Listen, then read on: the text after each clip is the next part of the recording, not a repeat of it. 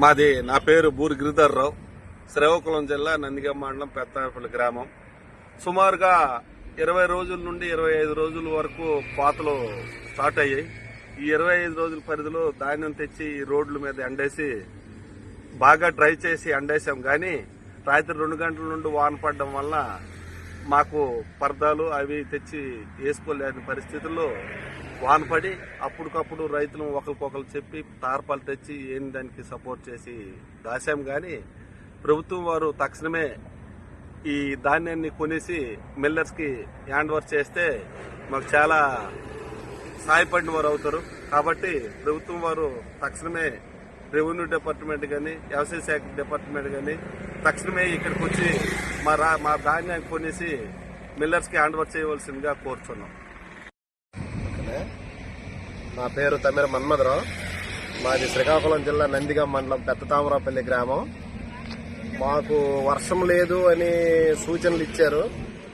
మధ్యాహ్నం రాత్రి 2 గంటల నుండి వర్షం స్టార్ట్ అయింది. దానివల్ల చాలా ధాన్యం తడిసాయి అంటే దానికి తగ్గ మేము ఎక్విప్మెంట్ పెట్టుకుని టార్పాలు పెట్టుకుని దాచాం. కానీ అంత తడిసిన వల్ల ఇప్పుడు మిల్లర్లకి లాభం అవుతుంది, కానీ రైతుకైతే నష్టం జరిగిపోయింది. అది విషయం. మేము తెల్లవారి మధ్యాహ్నం 2 గంటల నుండి ఇక్కడే ఉన్నాము.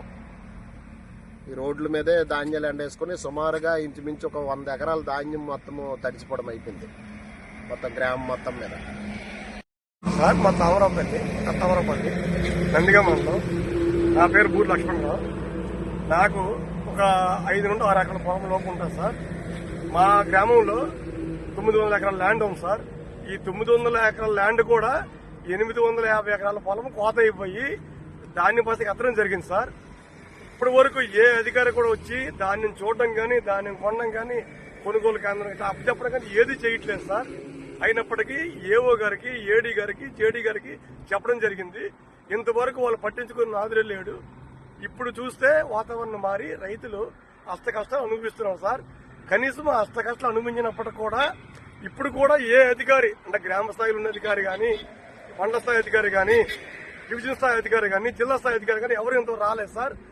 ఇంచుమించు సుమారుగా ఒక 10,000 బస్తా రోడ్డు పక్కనే, సర్వీస్ రోడ్డు పక్కనే, హైవే కానించి సర్వీస్ రోడ్డు పక్కనే ఉన్నాయి సార్. ఇప్పుడు ప్రజలు చూస్తే ఎటు దిక్కుతోచిన స్థితిలో ఉన్నాం సార్. ఏ గవర్నమెంట్ ఆదుకుంటుందా, ఏ అధికారి ఆదుకుంటుందా అనేసి అష్ట కష్టాలు పడుతున్నాం సార్. మీకు ఇదే ఉదాహరణ. మధ్యలోపేట నుంచి తామరాపల్లి లాస్ట్ వరకు, సర్వీస్ లాస్ట్ వరకు ధాన్యాలు అయితే మీరే ప్రత్యక్షం చూడండి సార్.